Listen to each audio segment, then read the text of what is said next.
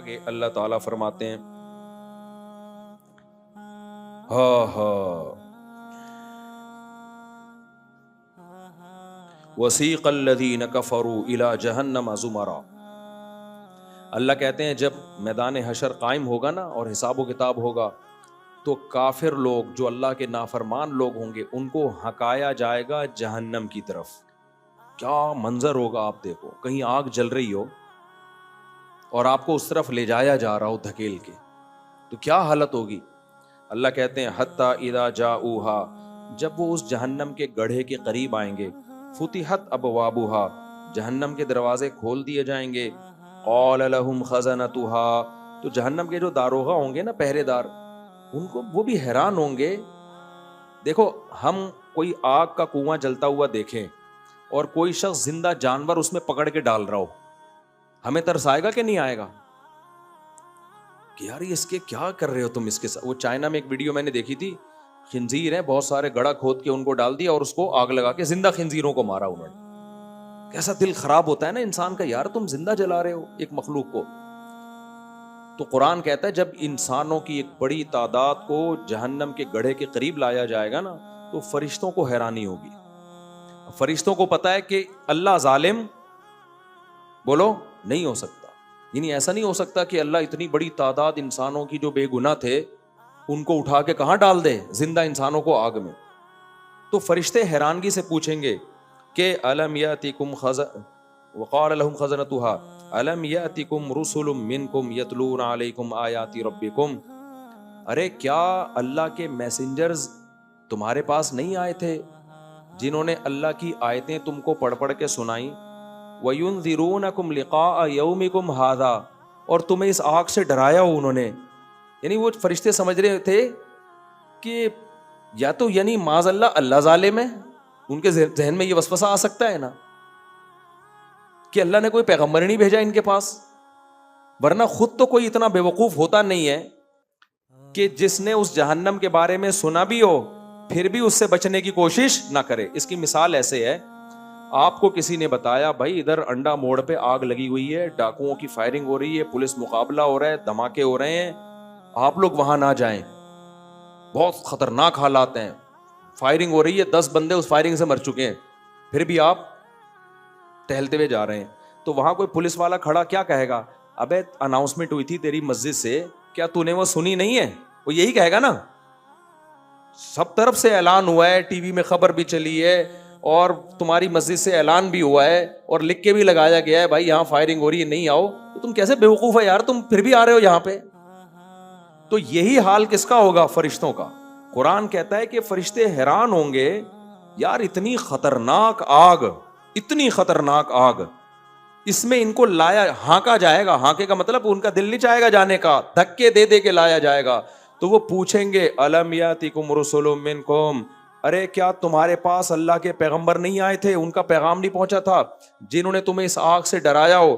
وہ جواب میں کیا کہیں گے, قالوا بلا, ان کو یاد آ جائے گا, ہاں ہاں بھائی ہمارے پاس تو آسمانی جتنی بھی کتابیں ہیں سب کا ایک پیغام تھا مشترک, اتنے اختلافات کے باوجود بھی, کہ اللہ نے نافرمانوں کے لیے جہنم کی آگ تیار کی ہے.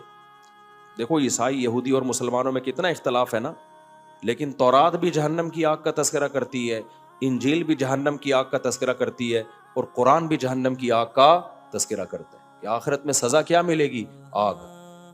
تو کہیں گے کیا تمہارے پاس اللہ کے پیغامات نہیں آئے تھے, وہ کہیں گے بلا کیوں نہیں بھائی, وَلَكِنْ حَقَّتْ كَلِمَةُ الْعَذَابِ عَلَى الْكَافِرِينَ. بالکل وہ اسٹائل ہوگا جیسے میں نے ابھی مثال دی آپ کو کہ فائرنگ ہو رہی ہے, دھماکے ہو رہے ہیں اور لوگ بھی منع کر رہے ہیں بھائی مت جاؤ, اعلان ہو گیا, آپ کو پھر بھی شوق ہے وہاں جا کے دیکھنے کا کہ ہو کیا رہا ہے.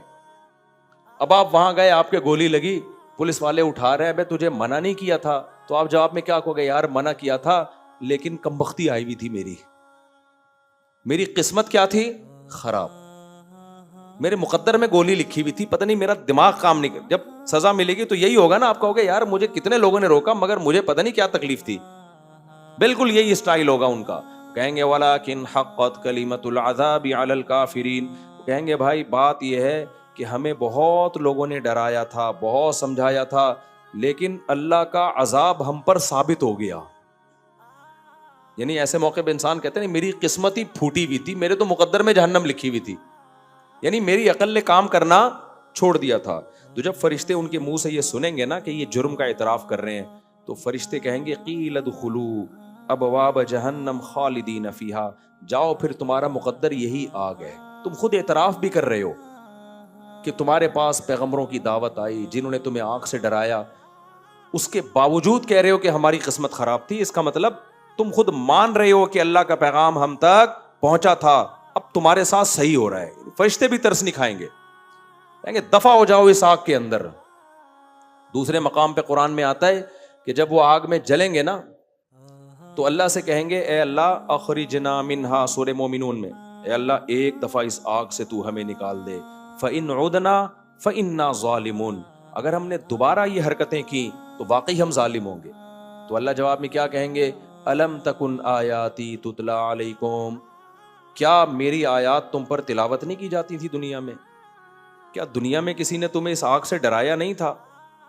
وہاں بھی وہ جواب میں یہی کہیں گے, وہ کہیں گے کیوں نہیں ڈرایا تھا؟ وَلَا رَبَّنَا غَلَبَتْ عَلَيْنَا شِقْوَتُنَا, اے اللہ ڈرایا تھا ہماری بدبختی ہم پہ غالب آ گئی. کہتے ہیں نا میری تو قسمت ہی پھوٹ گئی تھی, ہماری بدبختی ہم پر غالب آ گئی. وَكُنَّا قَوْمًا ضَالِّينَ, اے اللہ مانتے ہم گمراہ تھے, ایک دفعہ نکال دے. اللہ کہیں گے اخسؤوا فیہا, جب تم مان رہے ہو کہ پیغمبروں نے تمہیں دعوت دی تھی, تم تک دعوت پہنچی بھی ہے, اب اس میں ذلیل ہو کے پڑے رہو.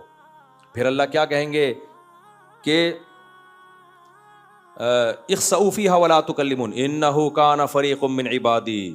دیکھو سارے اگر میری دعوت کو ٹھکرا دیتے نا تو یہ وہم ہو سکتا تھا کہ شاید اللہ کی دعوت ہی ٹھیک نہیں تھی, یا دعوت دینے کا انداز ہی ٹھیک نہیں تھا, یا اللہ نے پیغمبر بھیجے مگر ان کا پیغمبر ہونا ثابت ہی نہیں کیا.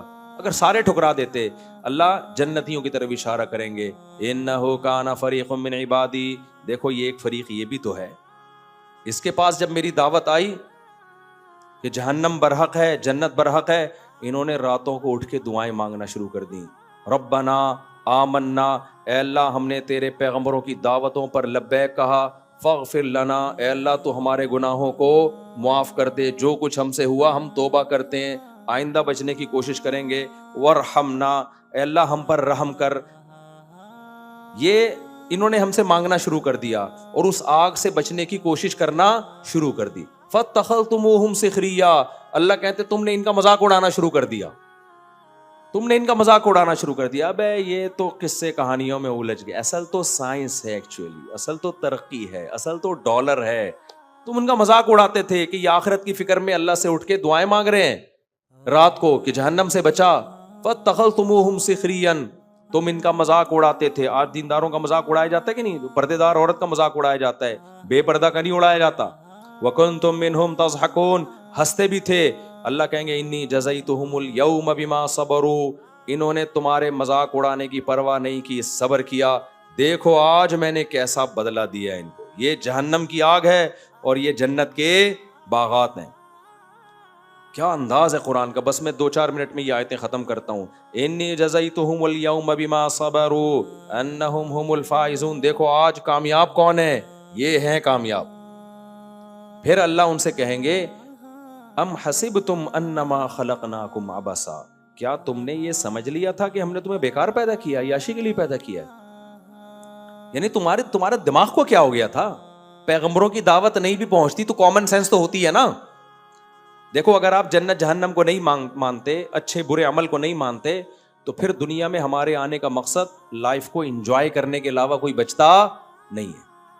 پھر تو مقصد یہ ہے کہ بس شراب پیو اور زنا کرو اور لائف کرو. تو بھائی پوری کائنات کو اللہ نے تمہارے لیے بنایا اور تمہیں لائف کو انجوائے کرنے کے لیے بنایا. یہ کھوپڑی میں آنے والی باتیں نہیں ہیں. تو یہ انگریزوں پہ سوٹ کرتی ہیں, ہندوؤں پہ سوٹ کرتے ہیں, نائٹ کلب اور شراب اور کباب, کیونکہ وہ کہتے ہیں مرنے کے بعد ہم ختم ہیں. جو موت کے بعد کی زندگی کو مانتا ہے اس پہ یہ عیاشی سوٹ نہیں کرتی. تو اللہ کہیں گے ام حسبتم, ارے تم جہنم میں جل رہے ہو, تم بے وقوف ہو. تم نے یہ گمان کر رکھا تھا انما خلقناکم عبثا, ہم نے تمہیں ڈراموں فلموں دیکھنے کے لیے پیدا کیا ہے, لڑکیوں سے دوستیوں کے لیے پیدا کیا ہے, اور یہ ساری کائنات تمہاری خدمت میں اس لیے لگائی ہے کہ تم ہماری نہ مانو, تم اپنی چلاؤ. کیسے بے وقوف تھے تم, تو اب تمہاری سزا یہی ہے, یہی جہنم کی آگ. تو بھائی راتوں کو اٹھ کے جہنم سے پناہ مانگنے کا معمول بنائے, اور جہنم کی آگ سے بچنے کے لیے جو اعمال ہیں, گناہوں سے بچنا, ان اعمال کو بھی اختیار کرنے کی کوشش کریں.